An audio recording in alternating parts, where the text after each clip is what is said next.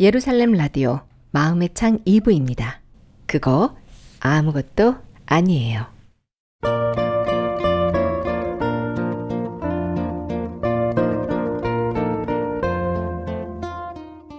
안녕하세요. 저는 최근에 구원을 받은 자매입니다. 저는 딸과 오랫동안 교회를 다니면서 목사님도 섬기고 교회 예배도 참석하고 봉사 활동 등을 열심히 했지만 죄 사함이나 구원에 대한 확신이 없었습니다. 갈수록 문제가 많아지면서 한계를 느꼈고 그때 기쁜 소식 선교회를 다니는 지인으로부터 성경 공부 권유를 받았습니다.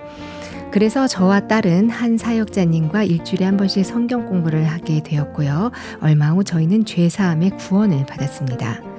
구원을 받은 후 우리는 기쁜 소식 선교회에 교회를 나오게 되었는데요. 그때 문제가 일어난 게 그동안 저희가 다녔던 교회의 목사님과 권사님들이 저희 가게로 찾아와서 저희를 힘들게 하기 시작했습니다. 결국 양쪽 교회 목사님 두 분을 모시고 이 성경 말씀으로 면담을 나누게 되었는데요. 말씀을 해석하는 부분이 너무 다른 겁니다. 한쪽 말을 들으면 그 말이 맞는 것 같고 다른 쪽 말을 들으면 또 그 말이 맞는 거예요. 이렇게 교회 목사님마다 성경을 해석하는 말씀이 다른데요. 이럴 때 평신도인 저희는 어떻게 하면 좋을까요?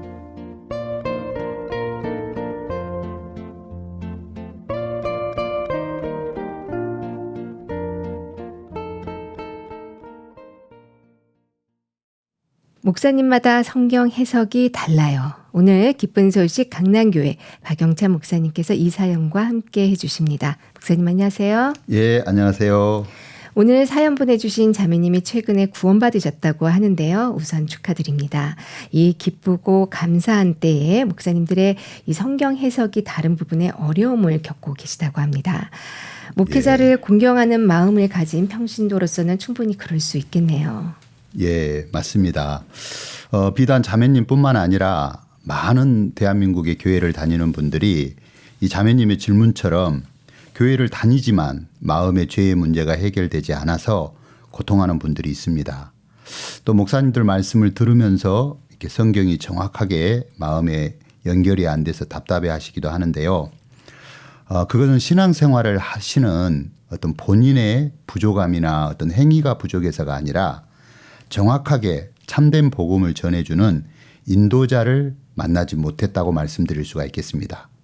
정확하게 복음을 증거해주는 거듭난 하나님의 종을 만나면 누구든지 제사함의 구원을 받을 수 있습니다. 제가 성경에서 두 가지 사례를 증거로 말씀을 드리자면요. 사도행전 8장에 보면 구스네시가 나옵니다. 구스네시, 지금의 에티오피아를 말하는데요. 그 당시 에티오피아의 여왕 간다게의 모든 국고를 맡은 큰 권세가 있는 네시가 있었어요. 네. 이 네시는 자신의 영혼의 문제, 즉 죄의 사함의 문제를 해결하기 위해서 먼 거리, 장거리 여행을 해서 예루살렘까지 찾아오게 되었습니다. 정말 그 당시 예루살렘은 신앙의 최첨단을 걷는 지역이라고 할 수 있겠죠. 거기서 대제사장들도 만났을 거고 또 율법사들도 만났을 거고 그러면서 자신의 영혼의 문제를 해결하기 위해서 동분서주했겠죠. 그러나 성경에 보면 구스네시는 마음의 혼돈한 가운데 다시 고향으로 돌아가면서 그 흔들리는 병거 속에서 이사야 성경을 읽고 있었습니다. 그때 성령께서 복음을 듣고 구원을 받은 전도자 빌립을 그 구스네시에게 가까이 가게 합니다. 네. 그리고 구스네시와 이 빌립의 만남, 전도자 빌립과 한 죄의 문제로 고통하는 그 구스네시의 만남을 통해서 이 구스네시가 정확한 복음을 듣고 구원을 받게 됩니다. 자세한 구원에 관한 내용은 또 다음 시간에 얘기하기로 하고요. 그다음 두 번째 사례는 사도행전 10장에 보면 고넬료와 고넬료의 가족들이 구원받는 말씀이 나옵니다. 고넬료는 누구냐면 이탈리아 그 당시 군대의 백부장이었어요. 그런데 이 고넬료가 이방인이었지만 하나님을 경건하게 섬기는 사람이었습니다. 그렇지만 마음의 죄사함은 받지 못했어요. 하나님께서는 베드로에게 그 당시 유대인들은 이방인에게는 복음 전하는 부분을 꺼려했어요. 네. 그런데 하나님께서 이 베드로에게 환상 가운데 말씀하셔서 내가 깨끗게 한 것을 네가 속되다 하지 말라. 이런 환상을 보여주시면서 베드로를 고넬료의 집에 보내요. 그리고 복음을 알고 있는 이 베드로와 고넬료와 만남. 그러면서 베드로를 통해서 복음을 듣고 고넬료와 그 모여있던 모든 가족들이 구원을 받는 이야기가 나옵니다. 네. 네, 이렇게 성경은 정확한 구원자 그 복음을 전해주는 구원 그 전도자와 만나면 구원을 받을 수 있다는 거죠. 네. 이 구스 네시에게 성령이 빌립을 구스 네시에게로 보내죠. 네네. 네. 맞습니다. 그리고 고넬료에게도 하나님이 베드로를 고넬료에게 또 보내죠. 베드로가 찾아가게 되죠. 네. 이 내가 얼마나 깊은 신앙을 가지느냐 하는 것도 중요하지만 예. 어떤 인도자를 만나느냐 무척 중요한 것 같네요. 맞습니다. 네. 사실 저도 오랫동안 이렇게 교회를 다니면서 성경을 읽고 했지만 마음의 죄의 문제가 해결되지 않았습니다. 굉장히 이렇게 고통하는 시간들이 있었는데 저한테 복음을 전해주는 분을 만나면서 제가 이렇게 구원을 받고 죄 사함을 받게 됐는데요. 이렇게 거듭난 교회를 만나고 거듭난 하나님의 종을 만난다는 거 굉장히 중요하죠. 하나님께서는 잃어버린 양을 찾고 계십니다. 그래서 그 인생의 삶 속에 우리 인생들의 삶 속에 여러 가지 사건 사고를 통해서 우리들의 마음을 낮추시죠. 그래서 그 낮은 마음이 이 복음과 만나게 하고 또 그 복음을 들었을 때 그걸 받아들일 수 있게 하는데요. 성경에서 보면 하나님이 하나님의 종을 이렇게 부르실 때 모세를 어떻게 부르시냐면 모세의 삶에 모세가 다 실패한 인생 또 망한 인생인 것을 깨우쳐서 이 모세의 신을 벗겨요.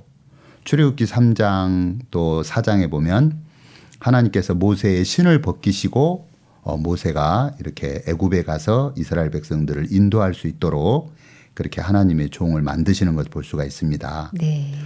또 두 번째 열왕기상 17장에 보면은요. 그 엘리야가 나옵니다. 이 엘리야에게 너는 그리 시냇가로 가라. 거기서 내가 까마귀들을 명하여 너를 공개하게 하리라.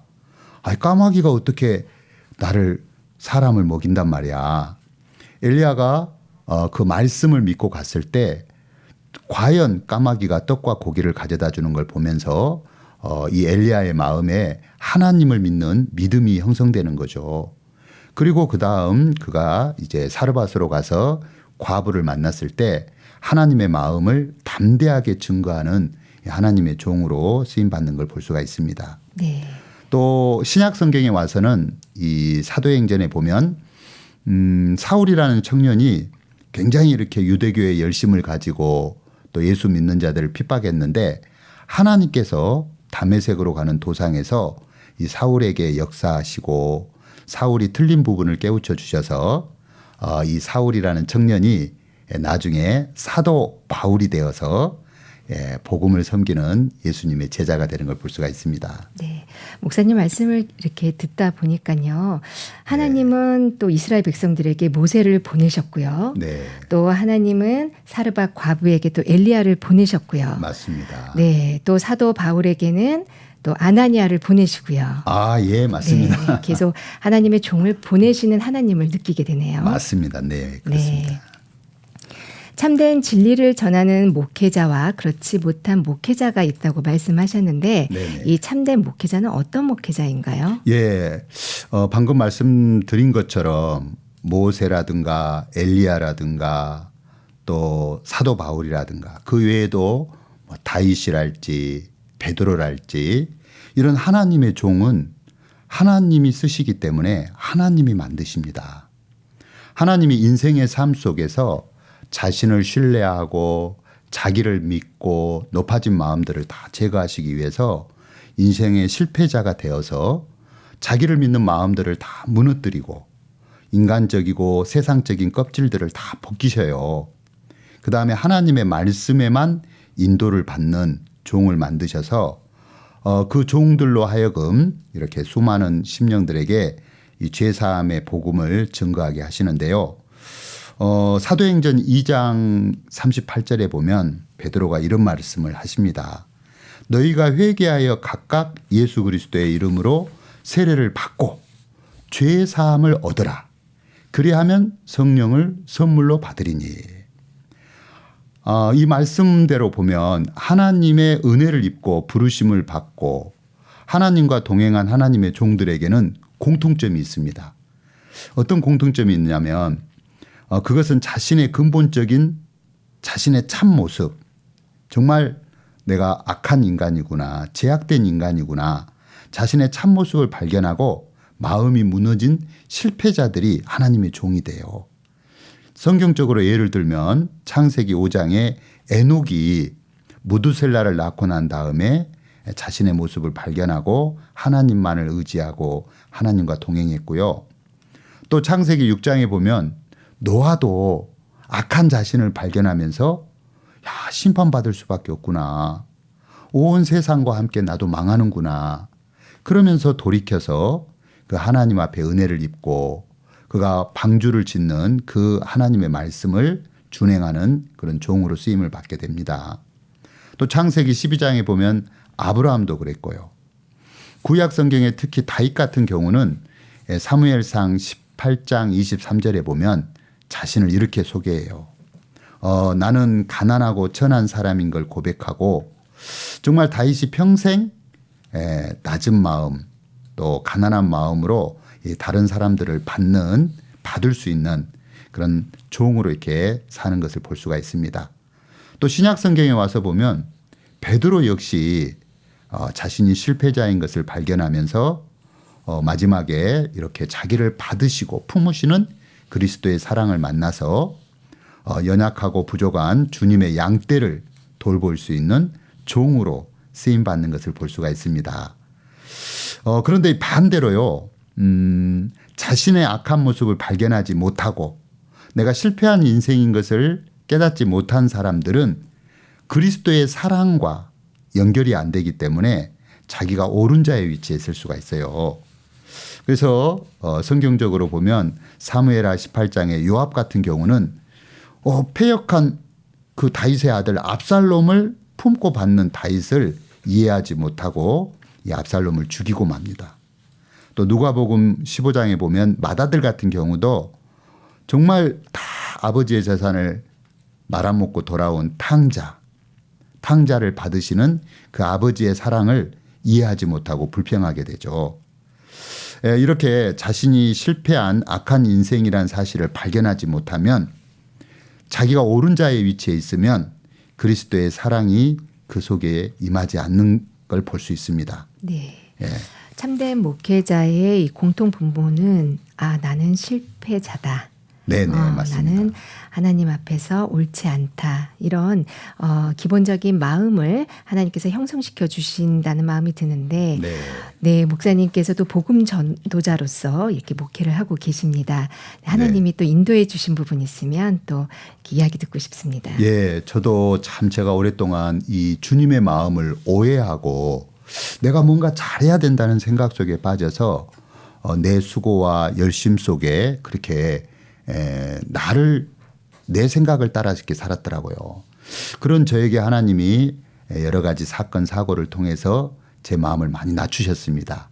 예를 들면 저희 아이가 이렇게 병이 든다든가 또 제가 사고로 손을 다친다든가 이런 일들을 통해서 하나님이 정말 내가 하나님 앞에 얼마나 악한 인생이고 또 은혜가 아니면 안 되는 자인 것을 발견케 하시는 거죠.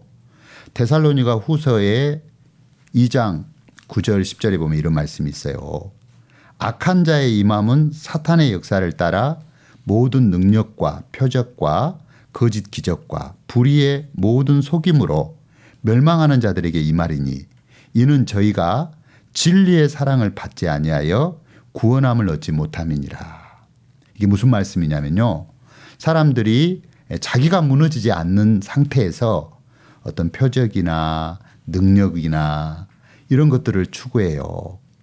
정말 그러나 베드로처럼 또 다윗처럼 우리가 실패자가 됐을 때 우리에게 임하는 하나님의 사랑과 긍휼, 그 그리스도의 자비와 인자는 정말 말로 다 할 수 없다는 거죠.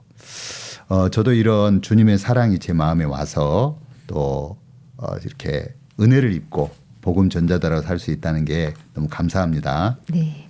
신앙에 있어서는 참된 것과 거짓된 것의 분별력이 필요한 것 같습니다. 이 분별은 어떻게 하면 될까요? 네, 정말 중요한 대목입니다. 정말 이렇게 우리 사회자님 중요한 질문을 해주셨는데요.